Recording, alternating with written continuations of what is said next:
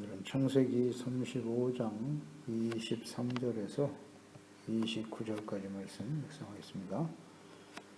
35장 23절에서 29절까지입니다. 읽겠습니다.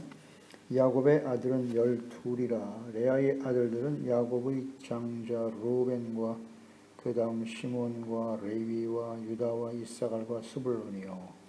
라헬의 아들은 요셉과 베냐민이며 라헬의 여종 비라의 아들들은 단과 납달리요. 레아의 여종 실바의 아들들은 갓과 아셀이니 이들은 야곱의 아들들이요. 밧단 나람에서 그에게 낳은 자더라. 야곱이 기럇 아르바의 마므레로 가서 그의 아버지 이삭에게 이르렀으니 기럇 아르바는 곧 아브라함과 이삭이 거류하던 헤브론이더라. 이삭의 나이가 180세라. 이삭이 나이가 많고 늙어 기운이 다하매 죽어 자기 열조에게로 돌아가니 그의 아들 에서와 야곱이 그를 장사하였더라. 영원한 구원의 언약을 계승할 사람들. 야곱이 이방 신상을 버리고 정결하게 되어서 베델에 단을 쌓고 경건한 삶을 회복한 후에 하나님께서 아브라함에게 또 이삭에게 주셨던 언약의 복이 야곱에게 다시 확정되고 임했습니다. 그리고 베냐민을 출산하는 과정에서 아버지 드라빔을 도둑질하면서 섬겼던 라헬이 죽음을 맞이하게 됩니다. 베들레헴에 장사되었습니다. 또 장자인 루벤이 소모인 비라와 간통하는 패림을 저지르게 되죠. 그러니까 언약의 복을 계승해야 할 야곱과 그 자녀들은 여전히 온전하지 못합니다. 베델에 단을 쌓긴 했지만 또 우상을 상수리 나무 아래 파묻고 베델로 올라왔지만 여전히 야곱의 가정, 아내와 자녀들 온전하지 못함을 알 수 있습니다. 여전히 세상 악한 세대 우상 문화와 정욕에 이끌려 범죄하고 있었다는 것이죠. 아버지 이삭에게 돌아간 야곱, 이삭이 죽음을 맞이하게 되고 야곱의 시대가 열리게 됩니다. 23절 26절에 야곱의 12아들들이 이름이 기록되어 있습니다. 라헬이 베냐민을 낳고 죽게 되었고 베냐민이 출생함으로써 12명의 아들을 출생하게 되고 야곱의 12아들들을 중심으로 해서 하나님께서 약속하신 하나님이 다스리시는 언약의 백성 이스라엘의 기초가 형성되어진 것이죠. 그래서 여기 12명의 아들의 이름을 기록한 의미는 바로 그와 같습니다. 이 12아들을 통해서 이스라엘이 시작될 것이다. 복의 근원이 되게 하신 하나님의 언약의 복을 계승하게 될 자녀들이다. 그런 의미를 가지게 됩니다. 레아의 자녀들이 있습니다. 레아가 낳은 자녀들이 루벤은 소모와 간통으로 인해서 장자권을 상실하게 되죠. 그 다음 시몬과 레위, 이 두 사람은 세겜에서 디나의 복수를 위해 세겜성의 모든 남자를 진멸하는 일을 주도했죠. 그 다음에 유다는 다윗과 왕조를 이루고 그리스도의 족보를 계승하는 실질적인 장자권, 언약의 복을 계승하는 아들이 되었죠. 이사갈과 스불론, 이것은 합한자의 대가로 낳은 아들이에요. 라헬의 자녀들은 요셉과 베냐민이다.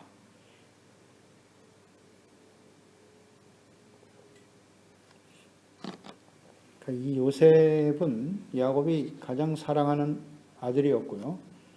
야곱의 가족이 애굽에 내려가서 번성하고 다윗 왕이 하나님께로부터 언약을 계승하게 될 것이라는 축복을 받을 때까지 장자로서의 역할을 감당했죠.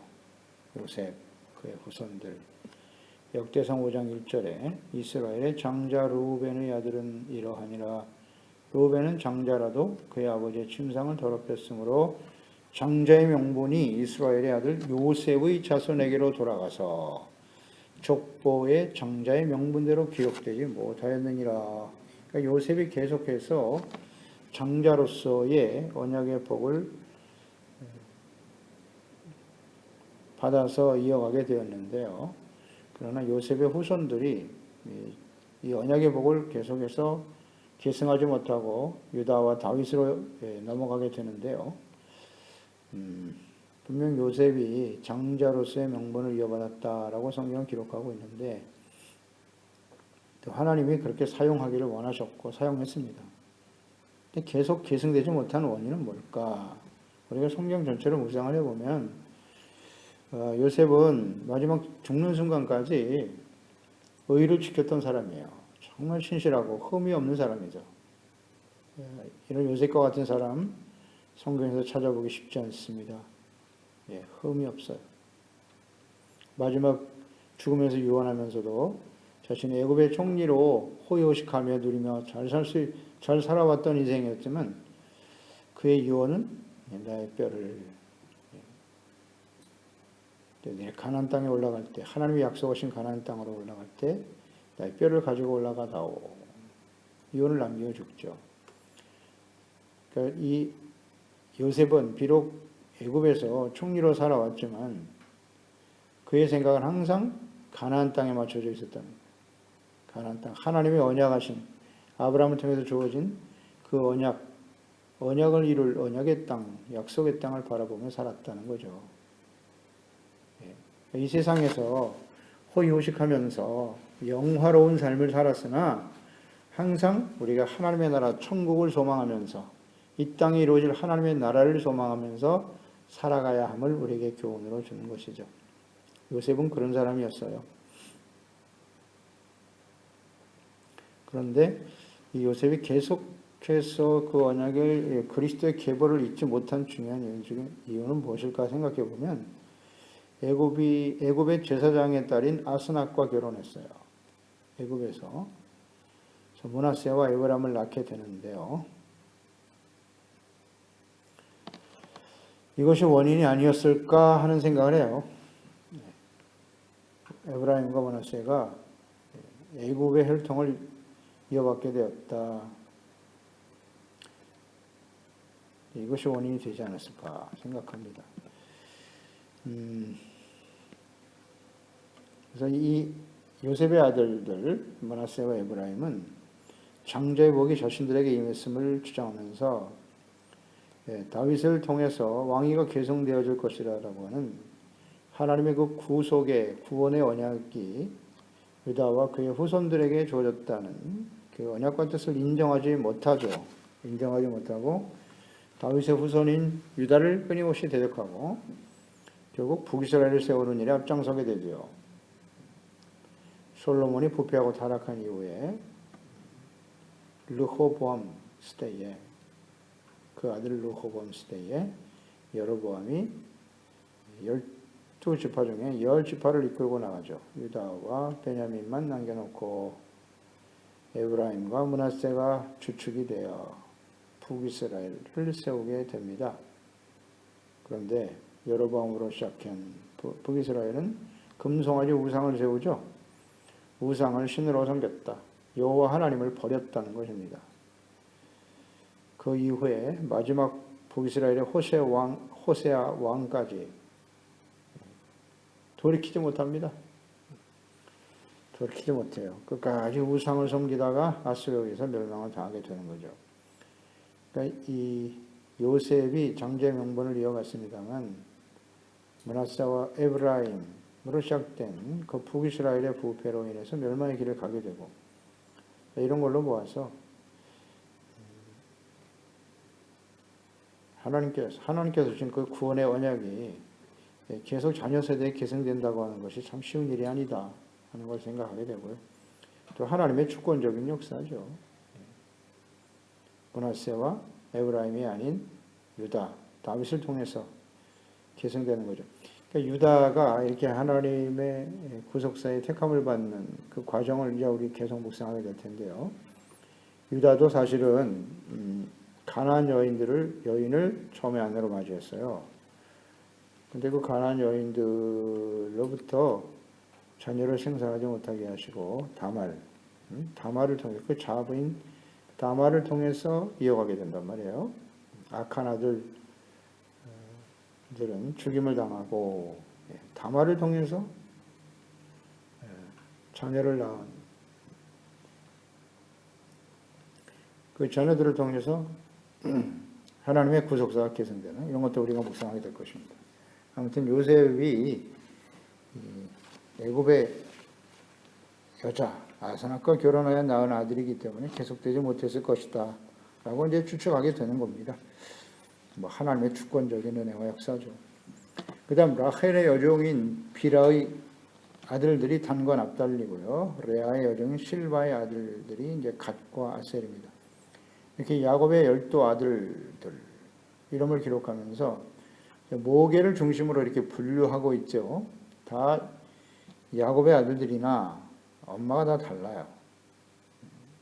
그러니까 여종 비라와 실바가 낳은 아들들도 그들의 낳은 아들의 이름을 붙인 사람들이 레아와 라헬입니다. 그들이 친 이름을 지어줌으로써 그들이 서자가 아니라 그 여종의 아들이 아니라 자신들의 아들이다. 우리가 충분히 묵상됐죠.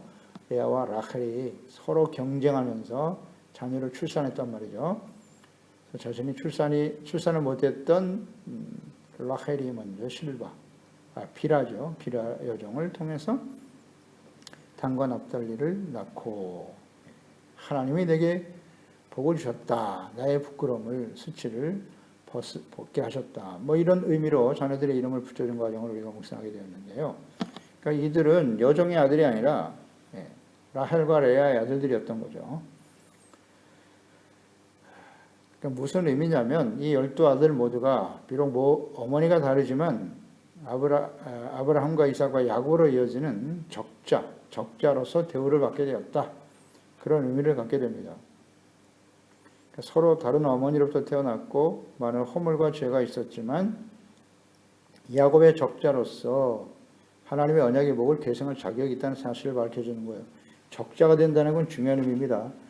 이삭이 쌍둥이 에서와 야곱을 낳았지만 하나님의 언약이 야곱을 통해서 이어졌다는 거죠. 에서가 아닌 야곱. 에서도 역시 우리가 묵상됐죠. 왜 에서가 아닌 야곱이었는가? 에서가 장자인데 이삭은 마지막까지 장자인 에서에게 복을 계승하려고 했지만 역시 그 과정에서도 보면 에서는 가나안 여인들을 아내로 취했다. 그러니까 이 모계를 중심으로 해서 이렇게 아들들을 전했다. 기록하고 있다. 여기에 중요한 의미가 있는 거예요. 그러니까 우리 열왕기서도 계속 묵상해 보면 그 왕들을 이어가면서 그 왕들을 소개할 때 항상 어머니 이름이 나와요. 어머니. 그 어머니 역할이 매우 중요하다는 거예요. 그러니까 아브라함이 언약을 받았습니다만 하나님의 약속을 받고 가나안 땅으로 돌아왔지만 그는 사라를 2번이나 이방의 왕들에게 시집을 보내는 어리석은 짓을 했지 않습니까? 그때마다 하나님께서는 사라를 지켜주셨어요. 그 어머니 사라의 역할이 매우 중요하다는 거예요. 아내의 역할, 어머니의 역할, 이것이 자녀들에게 지대한 영향을 준다. 이런 것도 또 묵상하게 되는 거예요.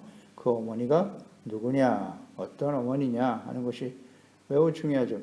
그 여호사밧 왕 같은 경우 보세요. 얼마나 신실한 왕입니까? 그런데 그 아들 여호람에게 아합 왕과 이세벨의 딸인 아달랴를 며느리로 받아들이잖아요. 그래서 멸문지화를 당하게 되는데요. 그만큼 그 어머니의 역할, 여자의 역할은 매우 중요하다. 아내의 역할은 이런 것들을 묵상해 봅니다.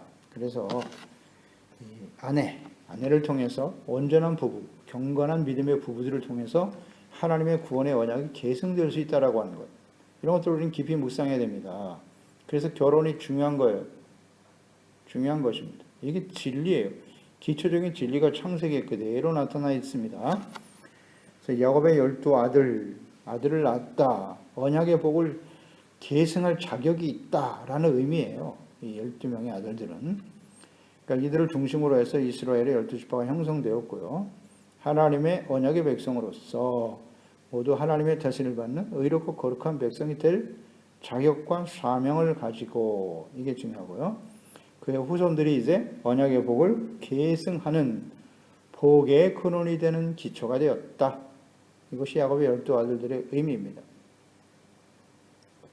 하지만 실질적인 장자권, 즉 언약의 복은 라헬의 아들인 요셉과 레아의 아들인 유다가 계승하게 돼요. 르우벤이 아닌 요셉과 레아의 아들인 유다로 이어졌다. 이런 걸 우리 묵상하게 되고요. 이스라엘의 12아들, 하나님의 영원한 언약을 계승하는 기초가 된다는 거 생각해야 합니다. 그러니까 이것은 구약시대뿐만 아니라 구약시대의 가장 기초를 이루는 거죠. 야곱의 12아들들이. 구약시대의 기초뿐만 아니라 이것은 마지막 시대까지 이어져요. 그래서 마지막 환란 중에 7년 환란 중에 인침을 받고 구원에 참여하게 되는 이스라엘의 12지파의 사람들의 이름이 나오죠. 계시록 7장과 14장에 각각 기록되어 있는데, 7장, 계시록 7장 4절로 5절에 내가 인침을 받은 자의 수를 들으니 이스라엘 자손의 각 지파 중에서 인침을 받은 자들이 14만 4천 명인데, 유다 지파 중에 인침을 받은 자가 1만 2천이요, 로벤 지파 중에 1만 2천이요, 갓 지파 중에 1만 2천이요, 이렇게 12지파가 이름이 쭉 기록이 되면서 각 지파에 1만 2천 명씩 해서 14만 4천 명이 인침을 받는다. 이런 말씀이 기록되어 있거든요. 계시록 7장 5절에도 이 14만 4천 명, 이스라엘 12지파의 12,000명을 언급하시면서 가장 먼저 언급된 지파가 유다 지파입니다. 유다 지파 중에 인침을 받은 자가 1만 2천명. 유다로 시작해요. 하나님의 이 구원의 언약이 유다를 통해서 계승되었다는 거죠. 유다의 후손으로 오실 예수 그리스도를 통해서 완성된 구원의 언약. 이런 것들을 우리가 묵상하게 되죠. 그러니까 예수 그리스도의 십자가 대속을 통해서 주어진 이 새 언약을 계승한 12명의 제자들. 12명이 이게 신약 시대죠.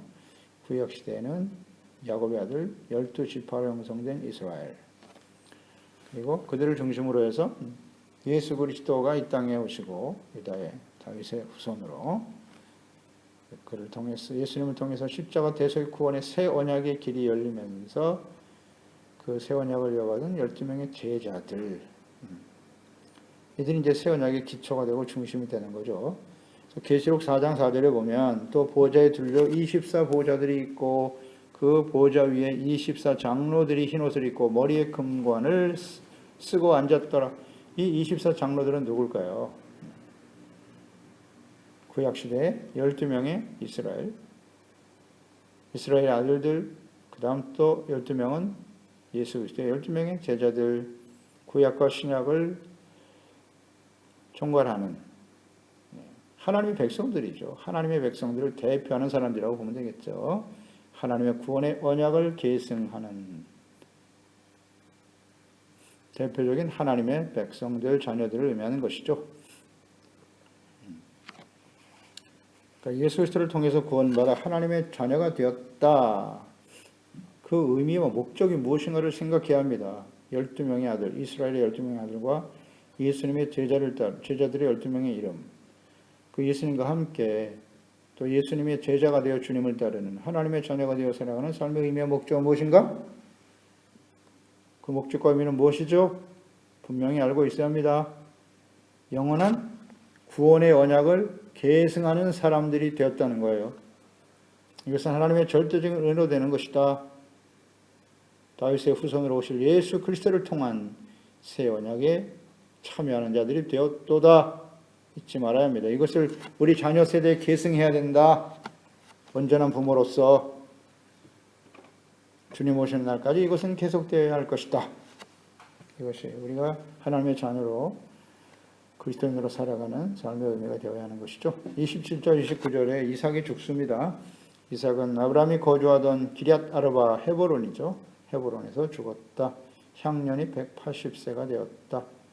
그러니까 에서와 야곱 중에 에서에게 장자의 복을 계승하려고 했던 때, 그때 이미 나이가 많아서 앞을 볼 수 없다 그랬어요. 이삭이. 분별력이 사라진 그때에 이제 이 야곱이 아버지를 속이고 에사가 받을 복을 대신 받는 일들이 벌어졌죠. 그 일로 인해서 야곱이 이제 이 헤브론을 떠나게 된 곳이고, 하란에서 연단을 받고 이제 30년이 지난 이후에나 이 아버지에게 돌아왔다. 그러니까 이 야곱이 연단을 받아서 하나님의 언약, 베델에 올라가서 하나님의 언약의 축복을 받고 온전한 예배자로, 경건한 예배자로 하나님 앞에 서게 될 때까지, 그때까지 이삭은 살아 있었네요.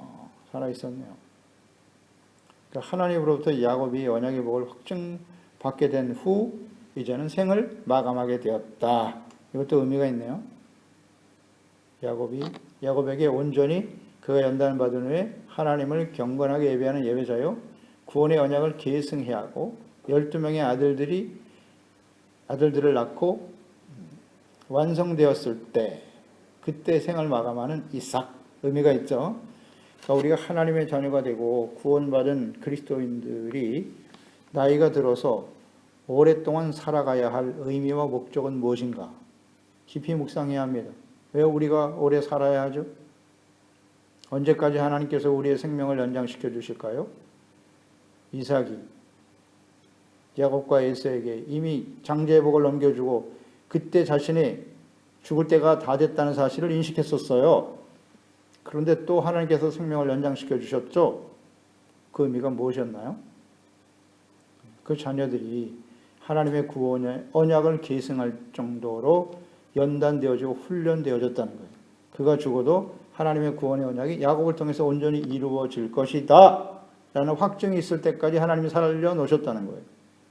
그러니까 우리가 언제 인생을 마감할지 모르겠지만 우리가 하나님 앞에 서는 그때까지 우리 자녀 세대들에게 하나님의 이 구원의 언약이, 예수 그리스도를 통한 새 언약, 이 구원의 영원한 언약이 계승될 수 있도록 끊임없이 기도하고 간구하고 가르치고 바르게 세워가는 일에 힘써야 될 것입니다. 이것이 이삭의 죽음이 주는 교훈입니다.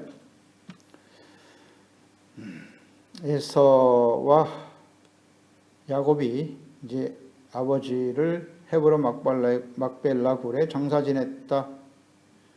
헤브론 막벨라 굴에는 아브라함, 사라, 이삭과 리브가 또 레아도 그곳에 장사가 되는데요.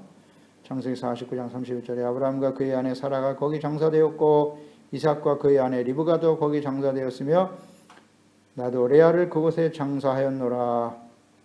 레아, 라헬은 베들레헴에 장사됐고요. 막벨라 굴에 참여하지 못했죠.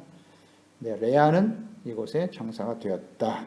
그리고 야곱 자신도 이곳에 장사되어집니다. 창세기 50장 12절 14절에 보면 야곱의 아들들이 아버지가 그들에게 명령한 대로 그를 위해 따라 행하여 그를 가나안 땅으로 메어다가 마므레 앞 막벨라 밭 굴에 장사하였으니 이는 아브라함이 헷 족 에브론에게 받고 함께 사서 매장지를 삼은 것이더라. 요셉이 아버지를 장사한 후에 자기 형제와 호상꾼과 함께 애굽으로 돌아왔더라. 야곱은 애굽에서 죽었습니다. 애굽에서 죽었지만 죽으면서 우리 조상들이 장사된 막벨라굴, 헤브론의 막벨라굴에 나를 장사하라 명령했고 요셉은 그대로 따랐죠. 그러니까 이삭의 죽음은 영원한 구원의 언약이 야곱에게 계승되었고 또 야곱의 시대가 시작되었음을 의미하는 것이에요. 이런 의미에서 이 족장들, 믿음의 조상들의 죽음은 새로운 시작이기도 하죠. 그러니까 야곱과 요셉의 죽음으로 창세기는 끝납니다. 50장. 창세기는 요셉의 죽음으로 마감하게 돼요. 야곱도 죽고 요셉도 죽었다. 이것은 이제 새로운 시대, 즉 모세를 통해서 새로운 구원의 역사가 시작될 것이다 라는 것을 암시하게 되는 것이고요. 그래서 바로 출애굽기로 이어지게 되는 것입니다. 또 모세 역시 그의 죽음이 여호수아를 통한 가나안 정복과 언약의 성취가 시작되는 새로운 시대를 열게 되죠. 죽음은 새로운 시작이라는 거, 이런 걸 묵상하게 되는 거예요. 그래서 예수 그리스도의 십자가, 예수님이 십자가에 죽으심으로써 구원을 온전히 이루셨고 부활을 통해서 12명의 제자들을 시작으로 이 영원한 하나님의 구원의 언약이 땅끝까지 전파되어 모든 사람들이 구원을 받아 하나님의 나라와 그의 백성이 되는 이 하나님의 뜻을 이루는 일이 예수님이 재림하실 때까지 계속되는 거죠. 예수님의 죽음, 제자들을 통한 하나님의 영원한 구원의 언약의 시작. 이것을 우리 잘 묵상해야 됩니다. 그리스도인들도 이 땅에 살다가 언젠간 죽음을 맞이하게 되겠죠. 우리의 죽음은 어떤 의미가 있는가? 어떤 의미가 있는가? 깊이 생각해야 합니다. 자녀 세대를 통해서 하나님의 영원한 이 구원의 언약이 계승되어지는 새로운 시대가 되어지는 새로운 시대를 열어가는 시작이 되어야 한다는 거예요. 이것은 매우 중요합니다. 그냥 살다가 먹고 마시고 살다가 죽었다? 의미 없음. 그럼 뭐 하나님 없는 사람과 뭐가 다릅니까? 우리의 죽음은 우리 자녀들을 통해서 구원의 언약이 계승되고 이 하나님의 구원의 언약, 하나님의 나라가 이루어지는 이 언약이 우리 자녀 세대들로부터 시작되는 것이 우리의 진정한 죽음의 의미다. 우리는 이것을 확신하고 마지막 순간까지 흔들림 없이 정말 두렵고 떨리는 마음으로 구원을 이루고 하나님의 구원의 역사를 어떻게 자녀들에게 계승할 것인가 위해서 끊임없이 기도하며 삶을 통해 본을 보이는 종들이 되어야 할 것입니다. 기도하겠습니다. 하나님 아버지 감사합니다. 오늘도 주의 말씀대로 이삭의 죽음 또 그 이전에 야곱의 12아들들의 의미 이런 것들을 묵상해 보았어요. 하나님께서 야곱과 그의 아들들을 통해서 하나님의 구원의 언약이 이루어지는 이스라엘 민족의 시작과 기초가 되게 하셨다. 우리가 예수 그리스도를 믿고 구원받아 하나님의 자녀가 되었다라고 하는 것은 무엇을 의미하는 것인고 하나님의 영원한 구원의 언약 예수 그리스도 안에 있는 새 언약을 통해서 모든 사람들이 생명과 구원을 얻어 하나님의 다스리신 하나님의 나라 하나님의 자녀가 되는 일을 위하여 우리가 이 사명을 또 역할과 사명을 다해야 한다는 의미라는 것 잊지 않게 도와주시고요. 또 우리가 부모로서 우리 자녀 세대에 이삭이 야곱이 이 구원의 언약을 확증받을 때까지 하나님의 생명을 연장시켜 주셨는데요. 우리가 앞으로 주어진 얼마나 더 살지 모르겠지만 우리가 더 이 땅에 살아가는 의미는 무엇인가? 우리 자녀 세대들에게 예수 그리스도 안에서 주신 이 새로운 구원의 언약이 계승되어지게 하시고 새로운 하나님의 구원의 역사를 열어가는 우리 자녀 세대가 될 수 있도록 하나님께서 은총과 또 하나님의 그 사랑과 자비를 더하여 주시옵소서. 우리를 통해서 우리 자녀들, 우리 가정을 통해서 이 하나님의 구원의 언약을 계승할 수 있도록 복을 내려 주옵소서. 예수님의 이름으로 기도드립니다. 아멘.